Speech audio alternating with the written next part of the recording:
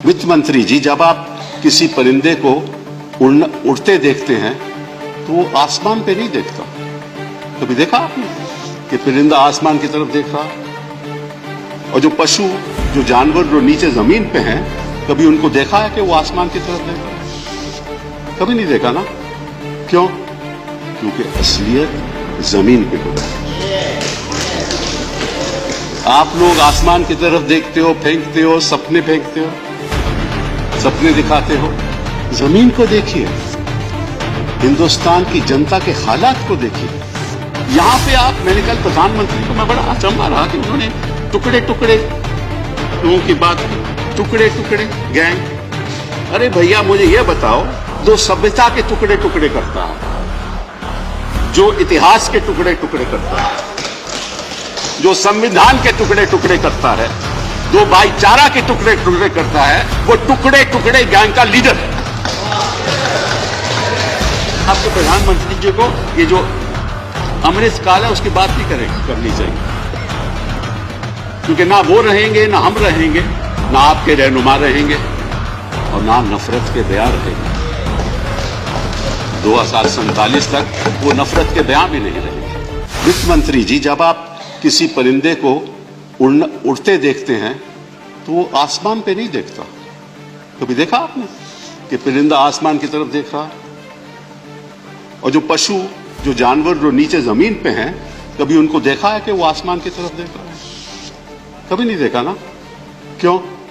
क्योंकि असलियत जमीन पे होता है। आप लोग आसमान की तरफ देखते हो, फेंकते हो, सपने फेंकते हो, सपने दिखाते हो।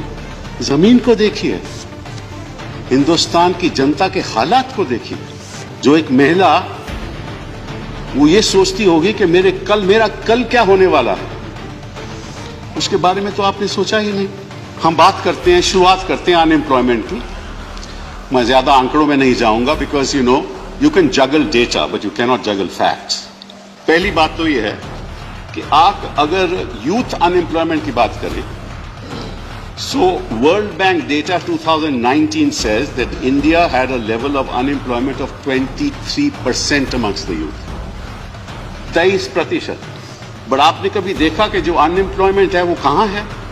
दूसरी बात कि हिंदुस्तान को मैं समझता हूं जैसे हमारे घरों में परिवार है, हिंदुस्तान भी एक परिवार है। और जो मां होती है वो क्या सोचती है? हमेशा सबसे जो कमजोर बच्चा होता है ना, हमेशा उसके बारे में सोचती है। और अगर कोई कमी रह गई हो, क्योंकि जो अपने आप में ठीक ठाक है, आत्मनिर्भर है बच्चा, उसको तो आप छोड़ देते हैं कि आप आत्मनिर्भर रहो।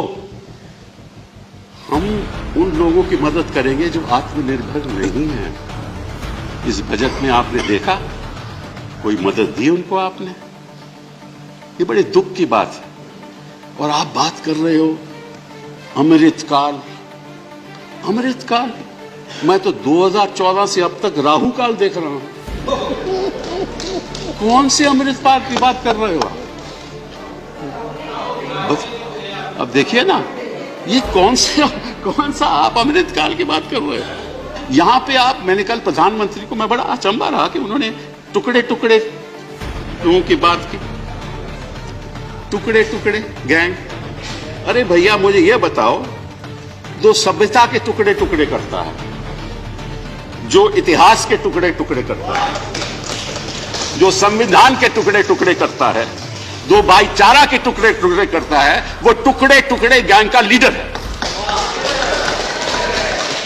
और मैं सोच रहा था, क्योंकि आजकल यहां औरंगजेब की बात बड़ी होती है, तो मैं इतिहास को देख रहा था, और इतिहास में मुझे यह पता चला कि एक शख्स जो हमेशा,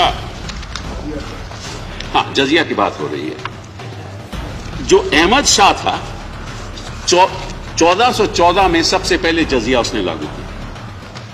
उसके बाद अकबर आया, एम्परर अकबर आया, उसने खत्म कर दिया। फिर औरंगजेब आ गया, उसने दोबारा 1679 में लागू कर दिया।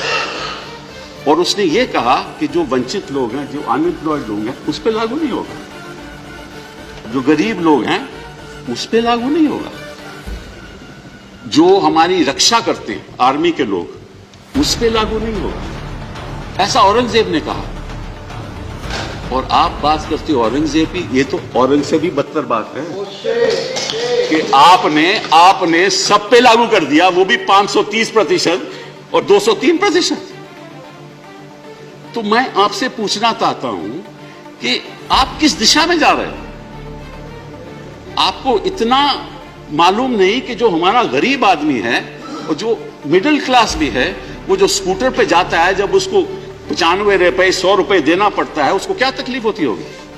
और आप बात करते हो डिजिटल इंडिया की, आप बात करते हो कनेक्टिविटी की, और जहां तक एजुकेशन का सवाल है, मैं कुछ और बातें आपके सामने रखना चाहता हूं कि इस देश में कितने ऐसे लोग हैं जिनके पास सुविधाएं हैं कि वो कनेक्टिविटी के द्वारा शिक्षा प्राप्त कर सकें। कितने लोग ऐसे हैं? और मैं आंकड़े आज के दिन आपको नहीं देना चाहता, लेकिन बाय एंड लार्ज देहात में लगभग 6 या 8% लोग होंगे जो कनेक्टिविटी कर पाए। 2 साल से बच्चे स्कूल नहीं जा रहे, और आप कह रहे हो कि आप टेलीविजन चैनल्स खोल दो, प्रोग्राम बना दो। अरे किस झोंपड़ी में टेलीविजन लगेगा और कहां वो ये सब लेसन्स लगाएंगे? आपको मालूम है? आपका पहले तो मैं वित्त मंत्री जी आपसे कहूंगा कि मेरी एक गुजारिश है, आपकी पार्टी कहेंगे आपको जरा एक इलेक्शन लड़वा दें, फिर आपको पता चलेगा जमीनी हालात क्या है हिंदुस्तान के। और जहां तक मनरेगा सवाल है, आपने उसका देखिए 73,000 करोड़ कर दिया मनरेगा का पे एलोकेशन। 1,10,000 करोड़ था, उसका 73,000 करोड़ कर दिया, और उसमें आपने लगभग 13,000 करोड़ अभी प्रदेशों को देना है, तो एक्चुअल एलोकेशन केवल 60,000 करोड़। तो आप किस दिशा में जा रहे हो? फिर रही स्वास्थ्य की बात, क्योंकि वो बहुत, जब तक बच्चे का एजुकेशन सही नहीं होगी, स्वास्थ्य सही नहीं होगा, तो हिंदुस्तान की जो संपत्ति है वो आप पैदा कर ही नहीं सकते।